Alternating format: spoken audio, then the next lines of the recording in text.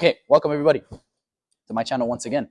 Riyadh, as you know, I'm here with a good friend, Isaac Herbert, former opponent, now good friend.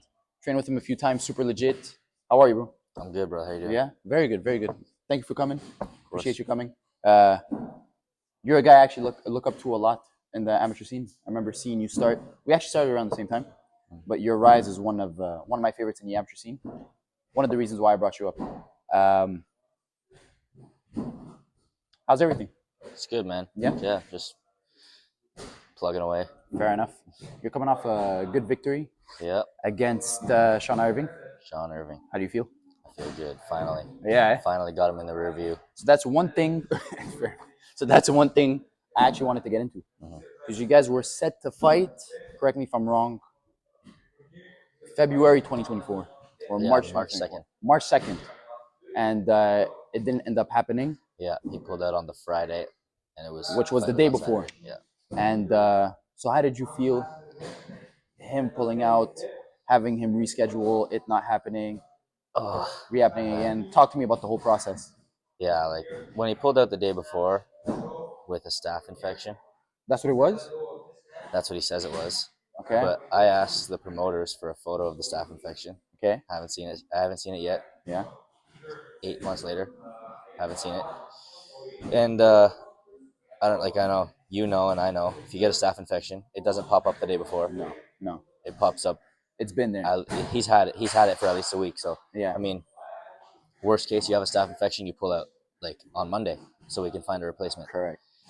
But yeah, they waited till 24 hours before. Yeah. I was 1 pound overweight, and then as soon as I heard, I was devastated because I watched him fight a kid from H2O in October. Yeah. And Sick performance. Yeah, it was beautiful. Yeah. He didn't get hit one time. He probably hit the kid with 45 jabs and then finished him. Yeah.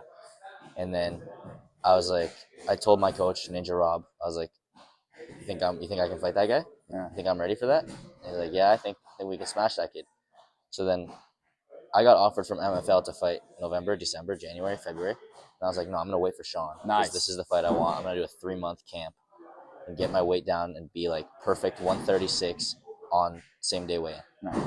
So I do that. I did perfect camp, best camp still to date. I haven't had 0 injuries. It was perfect. And then he pulls out day before. So obviously I was happy. Super devastated, huh? Yeah. And then luckily I got a fight on MFL the week later on the 9th. Yeah. I got a first round KO. Mm-hmm. But still I was like, it wasn't that satisfying. Yeah. And then I was booked to fight Sean again the next Fightquest. And then someone I know kneed him in the face, cut him open. You know who? Yeah, that guy's messed up. Yeah, I don't know. Who would do that? That's someone crazy. kneed him in the face, cut him open so that he couldn't fight. And then I had to fight the guy that kneed him in the face. You did good, I heard. Way harder fight. You finished him in the first round. That's crazy. I don't know, man. I heard it was a way harder fight than Sean. Oh, yeah? Way harder camp. Who is it? I think it was this guy. Fair enough. Yeah. But, okay, so that happened. And then right after that, the next booking was with Sean again? Sean in October, yeah. So technically thinking about Sean, I was thinking about him for a year. Because I watched him fight in October, and then I didn't get to fight him until the next October. And how is that actually? Just having to think about a guy for like a long period of time, like that same guy? Because I'm sure even though, because I was a substitute for him, but I'm sure you still had in mind, like, okay, I'm focusing on this guy, but that would mean I'm fighting Sean next. Yeah. So it's like, it's never over. Yeah. Regardless of you beating the other guy, then me, then having to fight Sean. Sean is still lingering, and you feel like it's actually never over. Yeah. Like, as soon as our fight was over, me and you, like, I was like, man, I can't really take a lot of time off because Sean's probably training right now. And I got to get back into camp because I'm going to fight him soon here. And, yeah, man, you know how fighters are. We, like, make our opponents seem, like, way better way than they bigger are. in our heads. So, like, I thought Sean was a monster for the longest time. I was like, man, this guy's crazy. Like, yeah. I think he is like 4th pound for pound striker in Quebec. Yeah, like yeah, ranked yeah. Still, big shout out by the way, Sean Irving. Yeah, he's good. He's a very skilled kid.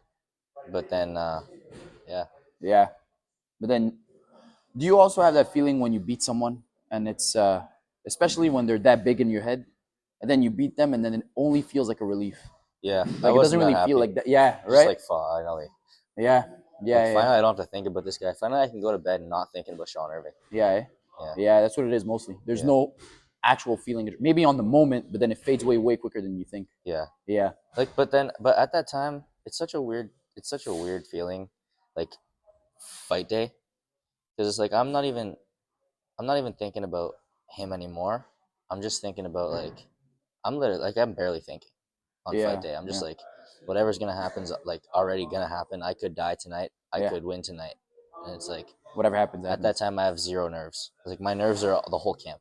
It's like I'm nervous about making the weight. I'm nervous about doing the proper training. But Yeah. once I'm there, it's like I couldn't have done anything more. And even if I could have, I can't change it now. So it's like then once it's there, it's like I can't really be happy because I'm not really like it's not really I'm not looking forward to anything anymore. Yeah. I'm not happy about it. I'm just like, all right, that's over now. Yeah. Thank God that weight's off my shoulders. That's all it is, eh? Yeah, Isn't it the weirdest thing? it's the weirdest feeling, man. It's where Yeah. you haven't felt it till you felt it. Yeah, yeah. But I feel like you you kind of tapped into it like at a deeper level just from it being a guy that you actually had in your mind for so long. For so long, man. You know what I I mean? shouldn't have done that. I should have not like played him up to be a lot bigger than he is. Yeah, I shouldn't have. I think part of it helped me train harder, yeah. but also part of it made me way more nervous than I ever needed to be. Oh, okay, interesting. Like I didn't need to be. I was terrified of him for a little bit. Yeah, Like I wasn't terrified of him as a person. I was just like I was scared to fight him because like I was thinking about him for so long. yeah, And I chirped him a little bit on Instagram. I'm like, well, now I can't lose. yeah. I can't lose this guy now.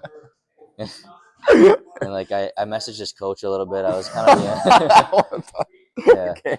So then I was like, man, I shouldn't have made it that deep because it's just, I mean, I don't dislike Sean. Yeah, It's just like I was upset that he pulled out of the fight. yeah. That's So all it it's was. like Really, we're yeah. two martial artists on the same journey. If we grew up in the same city, we'd probably be best friends. Yeah. So it's like it's not really that deep. I just made it a lot deeper. I don't know why. You think it was a way to kind of deal with the nerves internally a bit? Maybe. Like Maybe, yeah. if you chipped at him, then you make him seem like smaller in your head, which Yeah. would have helped you. But really, it's like it doesn't even It matter. doesn't do anything. And I think part of it, I just wanted to chirp him a little bit so that he would just accept the fight. Yeah, fair. Yeah, But then also part of me is thinking like he's not accepting the fight for fake reasons. Like he probably did have a staph infection. Yeah. And he did get kneed in the face. I saw the cut. You did knee him in the yeah, face. yeah. Like, Oh, I it was saw like the cut. wide open. Yeah, I saw it. So it's like I don't know. I Yeah, don't know. Fighters are weird, man. yeah. Fair enough. Because I get caught up into these things in camp too. You know, yeah. Because like you said, it's never fake reasons. Yeah. But then when someone pulls out, you're more upset at the fact that you got ready for nothing than him actually pulling out. Yeah. It's like, You oh, know? he's scared. Like, no, probably not. Yeah, you know what I'm Yeah. saying? I'm just as scared. You know what I mean? Yeah. So yeah, I get it. But how much of it is I'm being authentic as it gets. How much of it do you think is because I would feel kind of the same because I dealt with him. Mhm. How much of it do you feel like it's more you being upset at like your coach maybe? I think it's just like he's probably just really misguided. Like he's not the one who talks to the promoters. Yeah. So I mean, he got the infection. Yeah. He probably told his coach right away. Yeah. A smart coach, like my coach, would have told the promoters immediately, we're out. Or you just fight. Yeah. If it's so bad that you're in the hospital, you don't go in the hospital on Friday. There you go. You know? Yeah, it's Like, what I feel like. You're either gonna fight through it or you're gonna pull out. And it's like I feel like the coach probably did that somewhat on purpose. Fair enough. I would knowing the coach as well, I would probably agree. Yeah. And I'm just being as authentic as it gets. If it pisses people off, it pisses people off. Yeah. But just knowing that camp, that team, that's what it is. But no taking away no credit from Sean Irving though. Kind of like that guy a lot. I think he's really good. Yeah. Yeah. I never really had a chance to talk to him, but he is very skilled. Yeah, very skilled, very nice guy. Big shout out. Wishing nothing but the best. That aside, how would you feel so far about your amateur career as a whole so far? I know it's not done yet. Yeah. You still have, I feel like you still feel like you have a lot to prove. Yeah. But from what you've done so far, 6 first round finishes, now you're starting to enter the higher level of the amateur scene and you're doing great.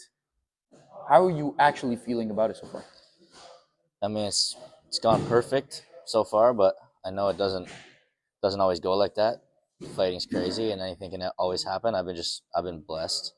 I haven't gotten really I haven't really gotten hit too much. Yeah. Like I've gotten out pretty unscathed. You were the only one that really hit me at all. Yeah, yeah.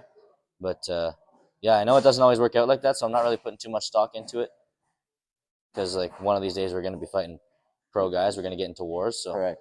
I'm just glad I'm getting out of these ones Quick without and getting unscathed. hurt. Yeah. Yeah.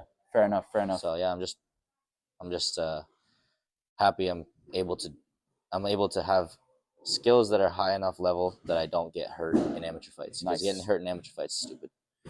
Yeah, 100%. I agree. And that's another thing I wanted to ask. I personally, well, there's Nikita I fought twice. He was pretty serious.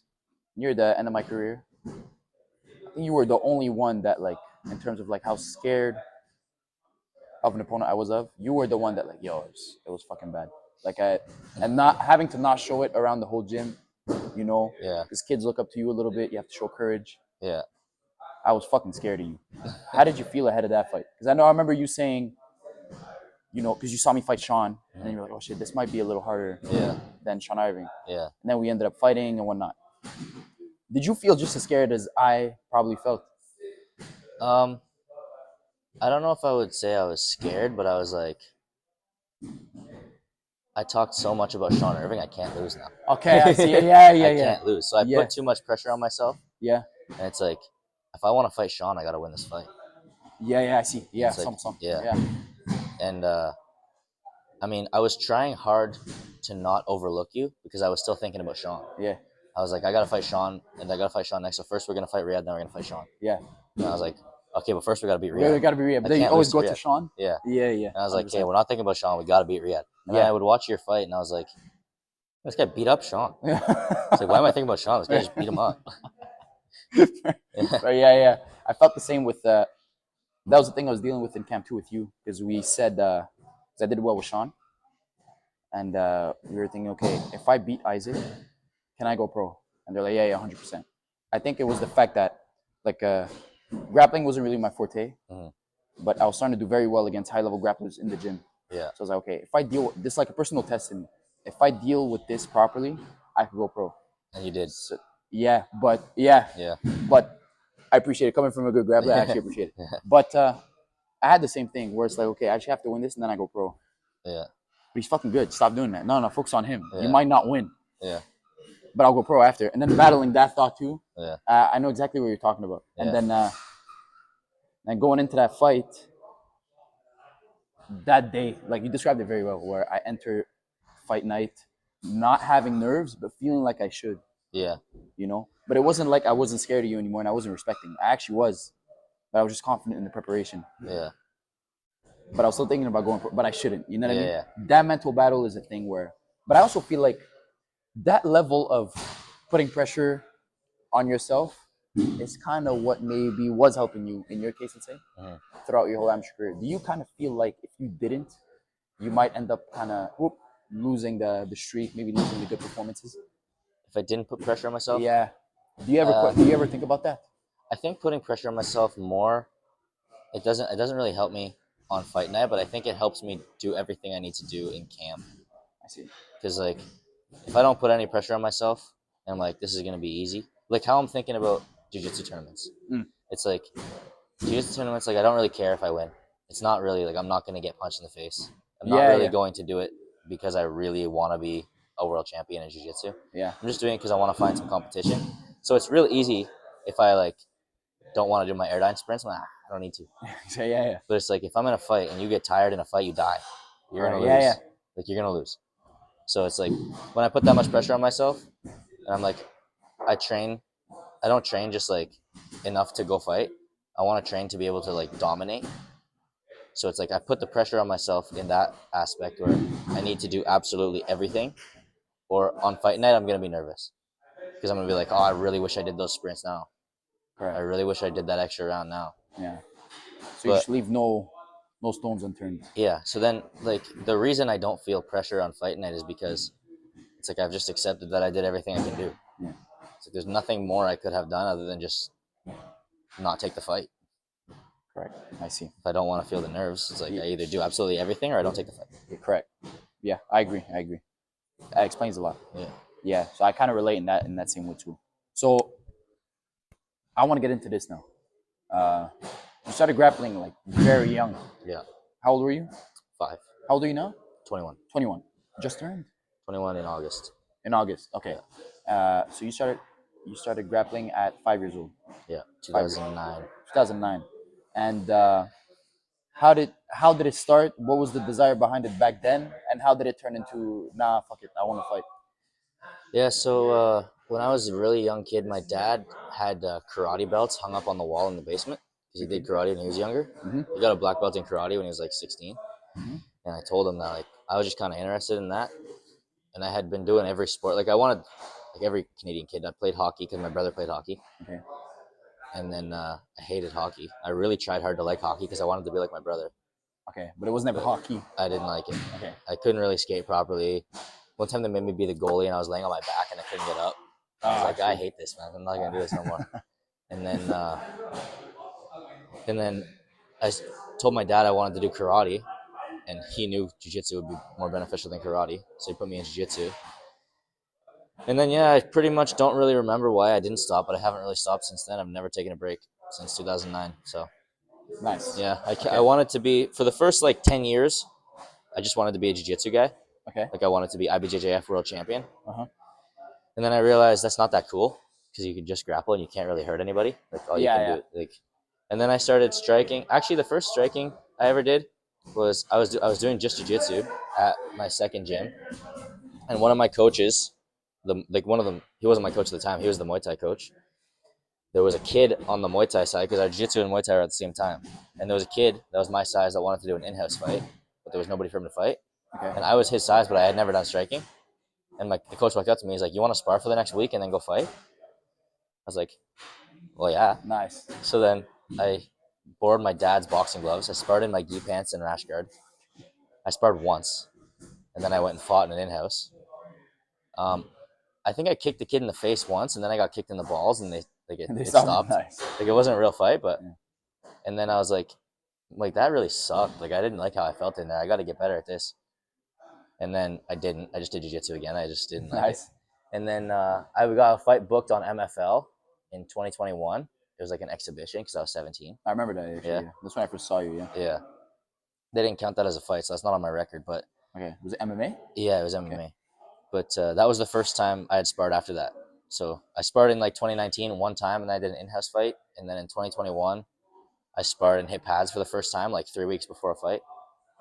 And then I fought, and I was like, man, I really suck at striking. I had to take that guy down. Okay. And then I got dialed, and I was like, man, I got to put actual time into striking. Oh, yeah. And then I learned how to strike a little bit better, and then I just learned how to keep myself safe. Okay. And that was pretty much it. And then I wanted to do MMA ever since. With the actual goal of becoming UFC World Champion? Yeah. Boom. Yeah, since probably around COVID time, like 2020, 2021, I got interested in MMA. But I kind of never really took it serious. I was just I was just still competing in the gi. Yeah. I was like a juvenile blue belt. Yeah.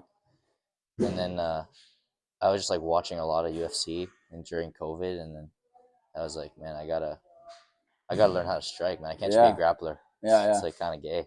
So I gotta fair enough. I gotta learn how to fight here. Fair enough. Yeah. I think when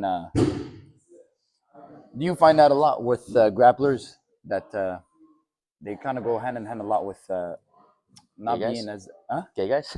Yeah, but you know what I mean? Like they're not willing to take risks a lot and everything. No, they're okay. Yeah. It's just yeah, they don't. I mean, you feel the intensity when you roll with a jiu-jitsu guy and you roll with an MMA guy. Yeah. You can feel that's there's a difference in intensity. It's way different. Yeah. They're not I'm trying to. I don't care about points, man. I'm trying to dive on your head and choke you and stuff. Yeah. It's these guys are just. I don't know. Were you like that as? What do you want to know? What? Yeah. I don't want to talk bad about grapplers because a lot of my good friends are grapplers. Yeah. It's man, don't butt scoot at me. Okay, so we agree. Yeah. Were you like that as a grappler? I was a butt scooter. Oh yeah. Yeah. Fair enough. And yeah. I didn't learn how to wrestle till I was at Tristar. Actually? Yeah, probably a little bit before I learned how to shoot, but I would pull guard in MMA. Actually? Yeah. That's crazy. Yeah. When did you get into Tristar? Your first exhibition fight, you were with Tristar? No, the first exhibition fight I wasn't with Tristar, and I realized I didn't know how to strike. And then during COVID, They locked down my gym in Ottawa. Okay. So me and my buddy drove to Arizona and trained with them, trained with Sean O'Malley's gym. Yeah. And then I kind of like trial by fire there. I just got thrown into like pro sparring, got my head beat in. Holy smokes. And then when I came back, I was like, man, that's how you train. That's a real pro gym. And then one of my coaches, now my best friend Dylan, he went to Tristar while we were in Arizona. Me and my other buddy were in Arizona. And then he was like, man, you guys got to come to Tristar. So then at the time, Ottawa's 2 hours from Tristar. So we would leave 8 a.m. on a Monday. We would just go Mondays. And we would come train, come back every Monday. To Ottawa? From Ottawa to Montreal. We'd train in Montreal and then come back to Ottawa. How long did you train for? 11 to 1:30, so okay. like 3 hours. Jeez Louise, okay. So we would do every Monday. And then a couple times I was going by myself because they were working and like my buddies were working. Yeah. And then I was going by myself and it was like kind of sad. Like I was just driving there by myself, training, getting beat up, not really knowing anybody. Right. And then I started like slowly, like, you know, when you start fighting people every day, you slowly make friends with them. Yeah.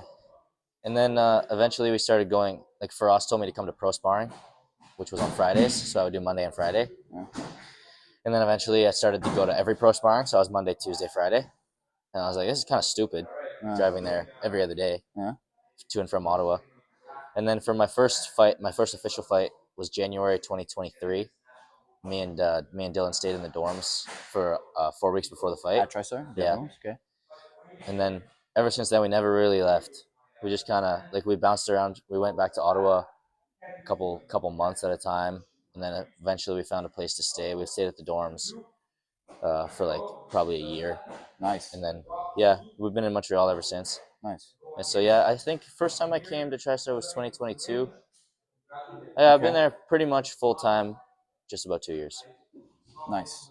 So and now it's like training pretty much every day, 5 to 6 times a week, whatever. Yeah, twice a day, every day, Tristar, and then on the weekends, SOJ, my buddy Jeremy. Oh yeah, I saw that. How's that going? Man, that's a beautiful gym. They're doing They're doing a very good job. Yeah. Yeah. You're just one of the instructors over there. Yeah, I go and I train with them because they got some very skilled guys there, and then like they have open mats where a lot of good guys come. Nice. And I teach a couple striking classes and I teach kids jiu-jitsu. Nice. Yeah, just on the weekends they hook me up pretty nice. They give me a really good opportunity to actually teach instead of doing a job I hate. So they let me teach on the weekends, and then I train here in Montreal and during the week. Excellent. So you're on that too, where the journey is just training every day. Yeah, I'm fitting in some privates to make men's eat, and yeah, I'm lucky that I don't have to work a real job. I'd probably kill myself. I agree, 100%. We're on the same page with that one. Props, 100%. And so,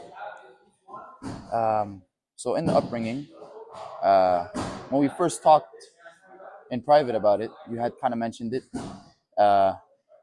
Your surroundings were assuming that you were depressed at some point in your life. Mm-hmm. You don't really believe in it. Nah. What was that like, and how did you get through that?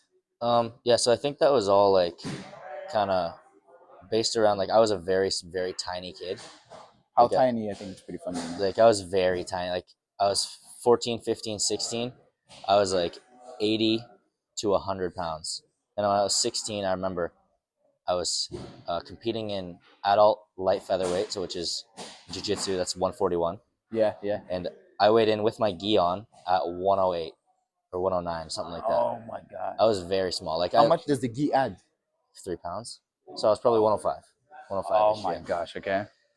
And like to hit 105, I remember I tried to bulk. Like I would wake up at 3 a.m. and eat ground beef and rice in the middle of the night because I wanted to be 100 pounds because I was 95 pounds at 16 years old.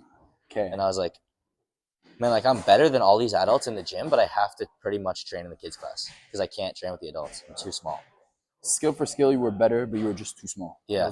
That's crazy. And then, yeah, like obviously it probably looked like I was depressed because I was always sad about it. I was like, man, like I want to train with these guys, but it's like there's a 130-pound white belt that like I'm stalemating with because I can't do anything. I can't do jiu-jitsu on it because I'm purely too small. because of size. Yeah, and then eventually they put me on steroids. And I hit puberty. That's the part I wanted to mention. Yeah. Yeah. So this actually, sorry, I touched the mic. So at that tournament, when I weighed in at 108 and I competed at 141, I snapped my shin in half. Are you serious? I broke my leg. Yeah. So I had Anderson Silva style. Yeah. Like No not way. like not like there. I broke it up. Oh, Got you. I broke it at the knee, like at my knee. It broke my shin because Oh I my had a God. single leg with a collar grip in the gi. And the guy jumped guard into my knee, And it snapped. chipped the top of my shin bone off. Yeah. So at that time, I was in the hospital all the time, and then How long? I was in the hospital. I had a cast on for like that was March. I was training again in July, so 3 months. I had a cast, and then I had to rehab it and everything. But at the same time, I was in the hospital because they were doing like tests on my, like they did bone age scan. They test like your growth plates if they've fused in your hand or something. Yeah. I don't know. I'm a little retarded, so I don't really like know what it actually does. But I was 16, going on 17, and my bone age, whatever that means, it was 13. Oh shit. So like my skeleton was as if I was the size of a 13-year-old kid. Straight up. Yeah. So then they did my testosterone and my GH, and I sat at CHIO. I don't know if you know CHIO, it's Children's Hospital. Okay. Yeah. And they took blood every hour, and then they tested all, like I was there for like 11 hours or something, and then they tested everything, and they said everything was fine, like normal levels of a 13-year-old, but I was turning 17 soon. What was that? Due to what? Was there a condition you had that you didn't know? No idea. To this day, they don't know. They don't know. That was just everything was late. Everything I had was late. Like I didn't lose my first tooth till I was like in grade 4. Oh, Like, just okay. everything was late about me. Okay. So then they gave me some tests. They gave me some juice for like, Testosterone? yeah, but like it was like a tiny little amount for like 6 months, and I was like I would have it like once every 3 weeks or something. So it didn't really. They told me it wasn't really gonna do much. It was just gonna like try to like boost me into hitting puberty. Because I was like, yeah, Oh, so you had no puberty at that bro, age. I had 0. I was a child. That's so funny. I was literally a baby, bro. Okay. Yeah, I swear, it's crazy. Okay. So obviously people think I'm depressed. Like all my friends are men. Yeah, and I'm you're a just not kid. yet. Yeah, At like almost 18. yeah. Okay. So like they gave me tests for 6 months, and bro, it worked. I like felt jacked. Like I was 135 within 3 months. And like because Muscle only? yeah, my leg was broken, so I would just pump upper body. And I didn't know how to lift. I was just doing like I was just doing 10 sets of 10 curls until I couldn't lift my arms.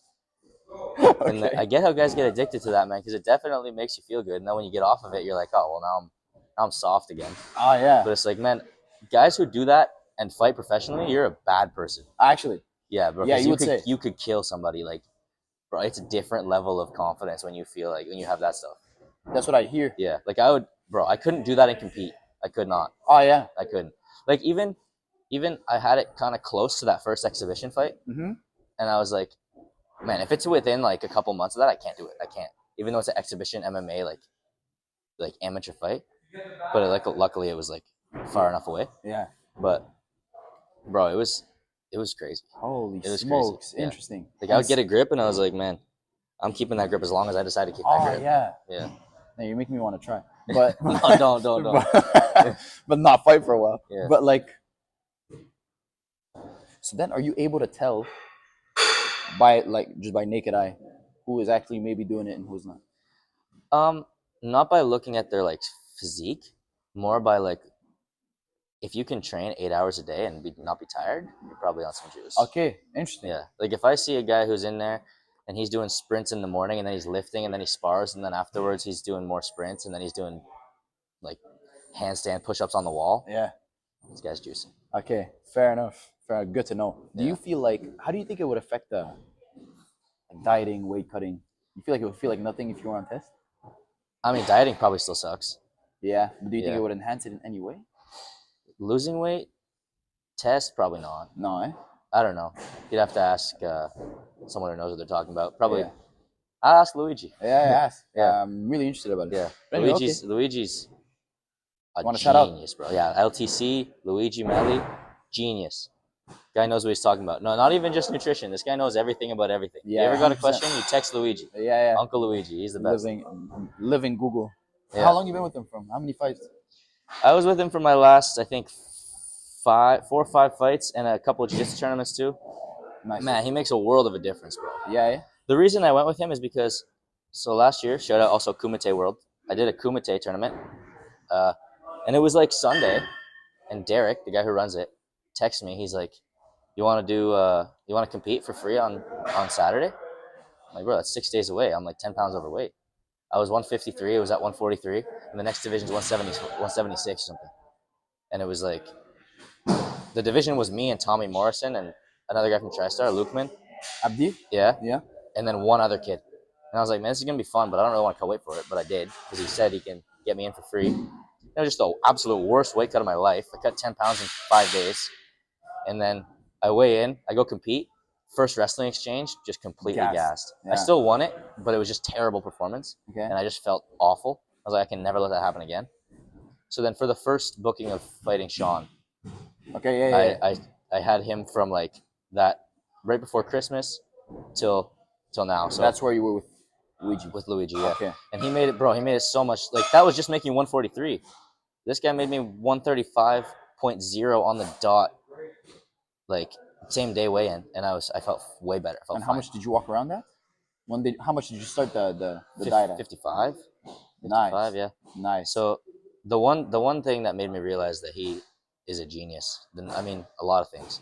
Well, one thing is, after that Sean Irving fight got pulled out on the Friday, I went and ate like a moron. Okay, fair enough. I just ate. Yeah, fair enough. Like, terrible, bro. Yeah. And it was like fast food burgers? Everything I saw, bro. I ate everything. Excellent. So I went from, I was 138, because I was 1 pound away from making the weight on Friday. And then on Saturday, the day I was supposed to fight, I was 149. Oh. Yeah.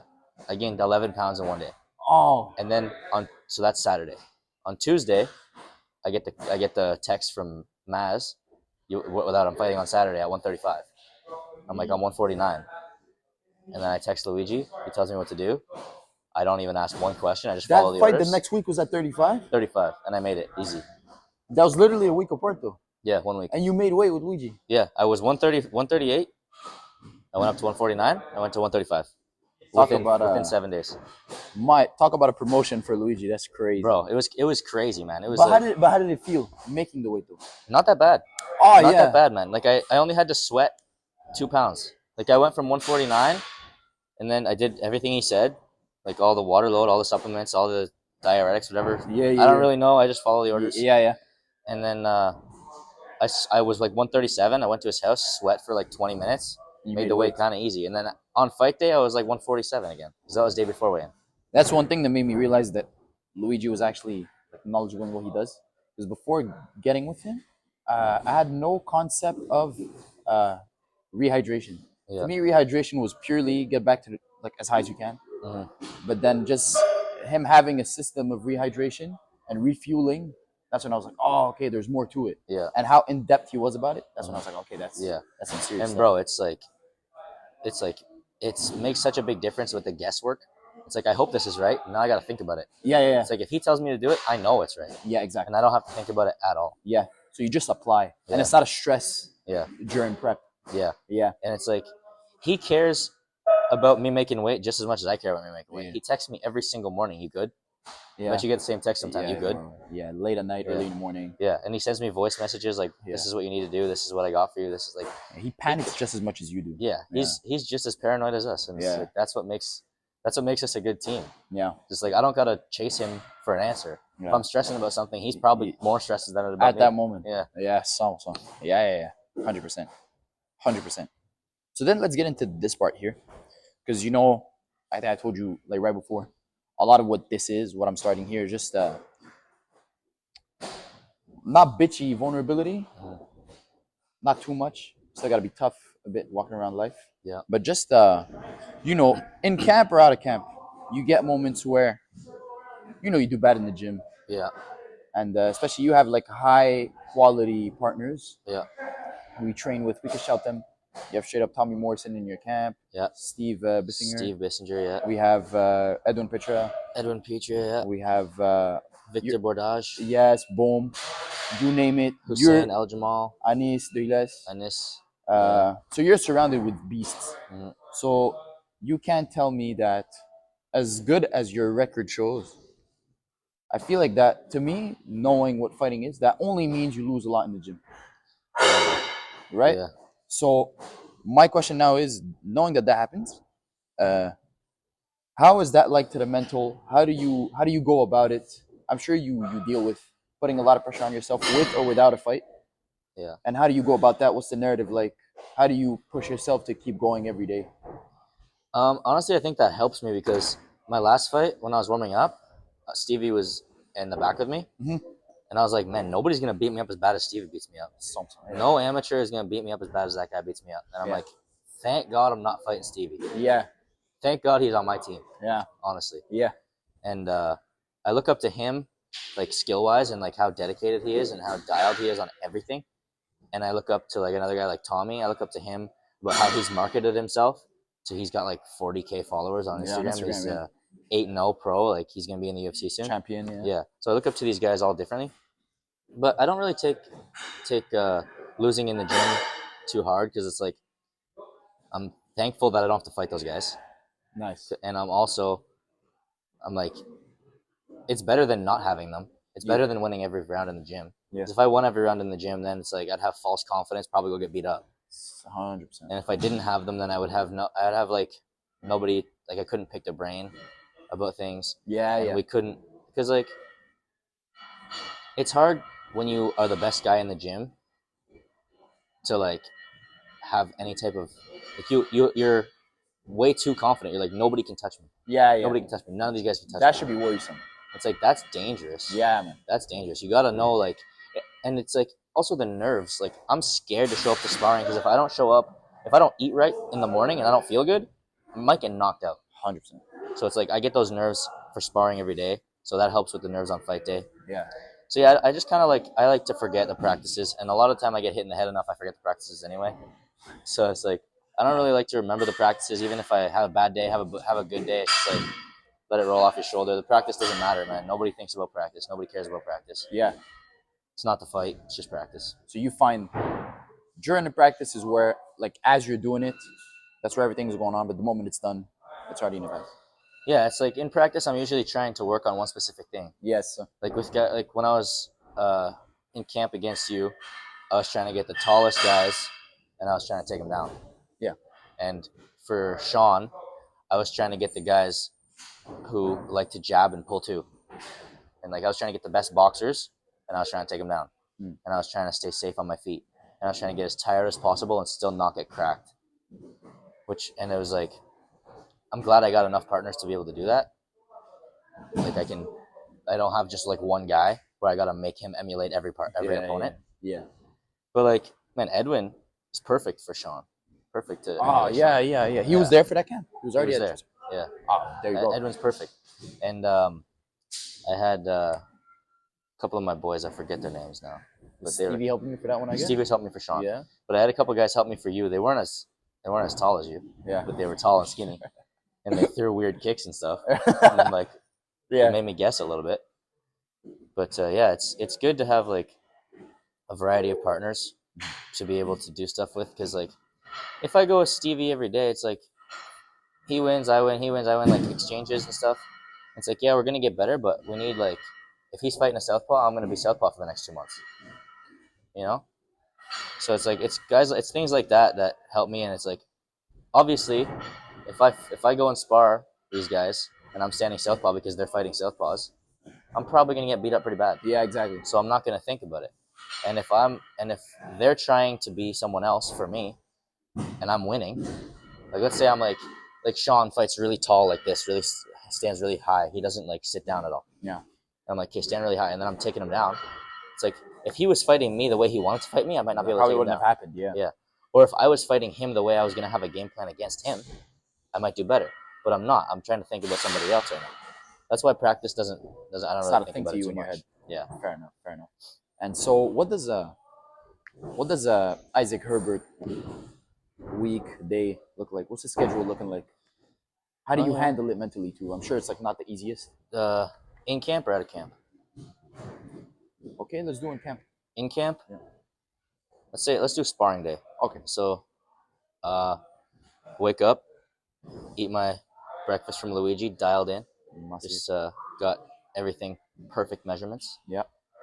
And then go to the gym. I usually show up on sparring days in camp. I show up an hour before. Nice. So I'll be there at 10 o'clock on the dot. listen to my walkout song as I walk up the stairs. Oh yeah. Yeah. I do my warm up. Got that pretty dialed now too. And then a shadow box for like 40 minutes. And then I try to treat it like fight day. And then my coach, Rob, who I know is going to be there at the fight, he wraps my hands and ties my gloves. So we can get into the habit of that. And he tells me what he wants me to do that day. And then sometimes we do Shark Tank. And Rob will pick my groups. Sometimes Faraz will yell at me to come fight Eamon, where I just get beat up. Nice. And then near the end of camp, we start doing 3-5s instead of just Shark Tanks. Okay. So I do 3-5s with one guy. To simulate getting adjustments and whatnot. Yeah, like being ready to fight, to not have to like make reads. Like, because in Shark Tank you have to make reads immediately. Yeah. With one guy for 15 minutes, I can make reads over the whole fight. Yeah. So that's what we do in camp. And then after that, I usually do some type of cardio every day, either airdyne sprints or like a zone 2 long cardio. Okay. On sparring days, I do sprints. And then, or like I run a little bit. Mm-hmm. And then on the other off days, I'll do weights. So so after training, I'll do some type of workout. I'll go home, eat, and then just pretty much sit there and look at the wall until the next training. And then at night, I always grapple. Nice. We grapple. I usually grapple 3-5s or however long I'm fighting, because I know I could do 10 rolling rounds, but then by the next day, I don't want to get up, do anything. So I do like 3 or 4 rounds grappling. Mm-hmm. Yeah, pretty much my life's really boring in camp. Yeah, I just train, eat, and then train, then eat. Yeah, you feel like you're just waiting for that day. Yeah, pretty much. I'm like, hey, just counting down the minutes to the next day, and then after that, it's like we're one day closer to this fight. Yeah. And honestly, by that time, I'm more excited to eat real food than to actually fight. Because I'm just starving. Yeah, drained, huh? Yeah. I mean, not drained. Like, I still feel good in my training sessions. But it's right after. But yeah, like I'm still hungry because I gotta lose a lot of weight.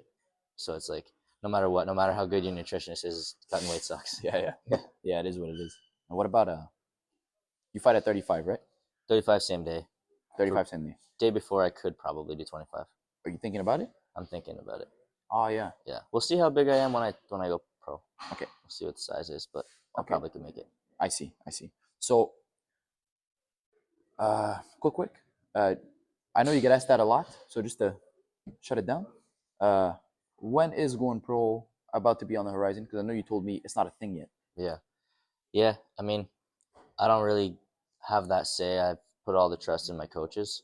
So I know Faraz and Rob, they got the plan pretty dialed in. They got some guys in the very top of this sport. So I just kind of do what I'm told. And everybody, bro, asks me, no matter where I go, when are you going pro? When's pro? And the pro next? It's like, you're wasting your time with amateur. It's like, man, are you really doing? My coaches, I think, first of all, they want me to have a war, like not a war where I'm gonna get hurt, but like a good fight that, like, I haven't been to the second round. I don't want my first fight where I get hit hard. Yeah. To be like where it matters. Exactly. So I'm thinking it's probably gonna be tough to find MMA fights now. So I'm probably gonna do a couple kickboxing fights, maybe go pro. Oh, that's nice. Next year, maybe early the year after. Mm-hmm. But I'm thinking, if I had to guess, probably next year. But again, I don't make that choice. I just do what I'm told. Nice. Okay, good. So what was I gonna ask? I just wanted to touch up on that quick. But that's good to know that you're willing to do kickboxing fights. But it's purely, you just want to be able to kind of test your will in the fight in the amateur scene first. Yeah, like I know my skills will add up to fight pro. Yeah, it's just like the pressure. I don't want the pressure to be I don't want the highest pressure to be when it really matters. Because like amateur, a lot of time it makes me feel good when I know it doesn't really matter. It's like if I lose, it doesn't really matter. So I can go perform freely. But like, I know when I'm pro, it's gonna be different because it does matter. Your record's there forever. Yeah. So it's like, I mean, if they told me go pro tomorrow, I'm ready. I know I can mentally get prepared for that. I know I can physically get prepared for that. But it's like when people ask me when are you going pro, it's like, man, I don't know. Ask coach. Okay, I see. Yeah. Fair enough. But I think that's a good idea. Yeah. Because that was one of the things I definitely needed before I was going to make my transition. It was just something that was going to speak to my weaknesses. Yeah. I just had a lot more than you probably do. But I wanted to cover all the gaps. Hence, how do you feel about fighters that... Because I know it's not the case with you, especially lately, because you're taking people that are actually scary. But fighters protecting their O and amateurs. Bro, open your mind about protecting your own pro. that's what actually matters, right? No, bro. Even doesn't matter, bro. Yeah. If you want to be the best fighter in the world, you're gonna have to fight these guys anyway. Right. So like, Right. what does your record matter? Exactly. The way I always saw it was, at least for my career in the amateur, was I'm gonna one day get to the level in pro in UFC where everybody's gonna be scary. Everybody's scary, bro. Everyone knows how to fight. So might as well get that practice now in the amateur right away. I think I'm known for taking at least a little early on, not the smartest fights. I remember fighting Poisson when he had 10 fights or 11 fights, and I had like three fights. But it was all about testing myself. And at the time, I actually believed I could win. Really didn't. But, I knew I was going to deal with that pressure later on. So might as well feel it early on so that when I get to that level, I have the stack of proof that, no, I've done it, dealt with it, prepped through it, and performed. You can't just think, I'm going to be all right when the time comes. Like, you got to have the body of work to prove it. Exactly. So it's like, if I get like 3 or 4 kickboxing fights, I'll be able to at least have like enough time in the ring to be able to like say like I'm like comfortable in a cage on UFC Fight Pass. 100%. Yeah. Like, I could do that now. Yeah. But it's like, why? Exactly. Like, I don't need to. So I feel you're still I wouldn't say too young, but you're definitely not too old yet. Yeah. So you have time to make mistakes, and I think you should capitalize on that. So I think that approach is 100% correct. I think you're surrounded with the right people for them to actually take that approach for you. I think it's a good idea. Yeah. Yeah. And so what about the sponsors? Sponsors, I got a couple sponsors. Yeah. I get hit in the head way too much, man. I gotta try and remember them. I consider Luigi a sponsor. He's never charged me $1. Nice. Shout out. Yeah, shout out Luigi, LTC. My buddy Dylan trains me for free. He's a personal trainer. He's your guy for strength conditioning? Yeah. Nice. Yeah, you ever want to hit him up? Dylan Dale Training. Shout out. Sick striker. Yeah. Acai Bowl, an acai place in Ottawa. Okay. They give me free bowls. They put their patch on my shorts. Oh, yeah? Yeah. Unlimited? Yeah. That's cool. Yeah. That's cool. And I got a physio in Ottawa, Andrew Gatterall. For free service? Free physio. I got my buddy Jesse. He cuts my hair for free. Oh, yeah? Yeah. I put his brand on my shorts, Motivado. And the biggest one is Willie's Pizza in Ottawa. He pays me every fight. He's the first guy. He sponsored me for my very first exhibition fight. He's the one who's believed in me since day one. Oh, yeah. Paid me. He pays me every single fight. And who else? Did you work for him for a little while? Or? No, I never worked for him, but his place was right next to my house. So my dad was friends with him when I was a really young kid. Okay. And he told my dad every time he would see him, he'd be like, when he starts fighting MMA, we're gonna sponsor him. And I was like 7-year-old in a gi. Oh, yeah. And then eventually, when I started fighting MMA, he's a man of his word. He pays me every time. Oh, that's so nice. Yeah. So that's why you take pictures with him every time. Every time. Yeah. Oh, that's so wholesome. Yeah. Shout out Uncle Ziad. Yeah. A lot of shout outs. Nice. Good stuff. And I probably have more that I'm forgetting. Oh yeah, Prodigy Athletics, Tree, Nogi Gear. Oh yes. 100%. Prodigy. Kumite. Yeah. Kumite. He lets me compete for free. Pays me every fight. Nice. Which, by the way, there was no fee for this upcoming tournament. Yeah, there's free divisions and then there's cash pot divisions. So you pay 120 and then the 100 goes to the pot. Winner takes all. So you can do that one, or you can do the free division. Okay. Yeah. And by the way, the no gis and the gis divisions, there's free divisions. Yeah. You guys should sign up for the community. I have nothing to do with them, but I'm strong about promoting communities and getting people to grapple and get into fighting. Helps a lot with the lifestyle. I think that's good.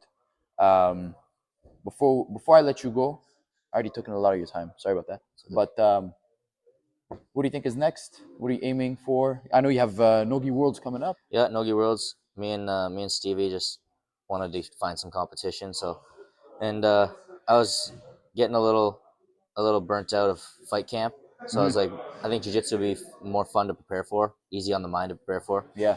Because it's not that stressful. I'm not really taking it that seriously. I just want to go find some competition. Obviously, I want to win, but if you lose, it's not that big of a deal. Yeah, I'm not going and putting a lot of pressure on myself. I'm just kind of go ADHD and spaz and try and get some guillotines. And then, and then after that, probably fight. I'm probably going to take the winter off fighting just because I've done a lot of weight cuts. I cut 20 pounds 6 times in the last year. Yeah. I went up from like over 55 to 35 a lot of times. Yeah. So I'm probably gonna take the winter off. So no March Fightquest.